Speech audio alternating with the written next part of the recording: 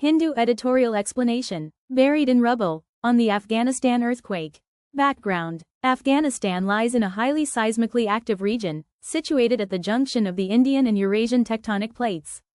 Its weak infrastructure, ongoing political instability, and international isolation make natural disasters far deadlier than they would be elsewhere. Detailed explanation. The recent earthquake, September 1, 2025, magnitude 6.3 earthquake struck near Jalalabad, Nangarhar province, followed by aftershocks, notably 4.7 magnitude. Casualties. Over 1,400 people killed and 3,100 injured. Worst hit areas. Kunar and Nangarhar provinces. Challenges. Rescue operations hampered by limited resources, sanctions on Taliban regime, and lack of international access. Geological context. Afghanistan sits in the Hindu Kush seismic belt, one of the most earthquake-prone regions in the world. The collision of the Indian plate and Eurasian plate generates frequent and powerful tremors. Since 1900 right-pointing arrow, at least 12 earthquakes greater than 7 magnitude have occurred in Afghanistan.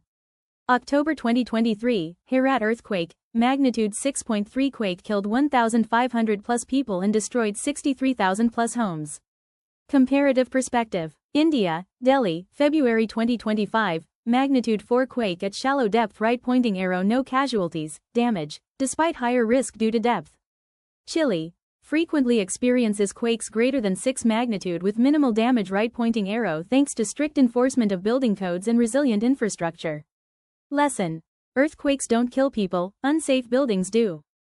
Why Afghanistan suffers more. Weak infrastructure. Informal housing, mud brick construction, absence of earthquake-resistant design. Lack of building codes, no enforcement or awareness of structural safety norms. Political isolation. International sanctions on Taliban right-pointing arrow limited aid and reconstruction funding. Humanitarian gaps. Fragile economy, poor governance, and dependence on external relief. Way forward. Building code enforcement. Adopt global seismic safety standards, ensure resilient urban planning. Awareness campaigns. Educate communities on safe construction practices and earthquake preparedness. International cooperation. Despite politics, humanitarian aid must flow through UN, NGOs for disaster relief. Strengthen institutions. Establish a disaster management authority with early warning and rapid response systems. Conclusion. Afghanistan's tragedy underscores a fundamental truth. Natural disasters need not become mass casualty events if nations enforce structural safety codes and invest in preparedness. While earthquakes are inevitable in seismic regions, destruction is preventable, and Afghanistan must urgently move towards resilience despite its political and economic challenges.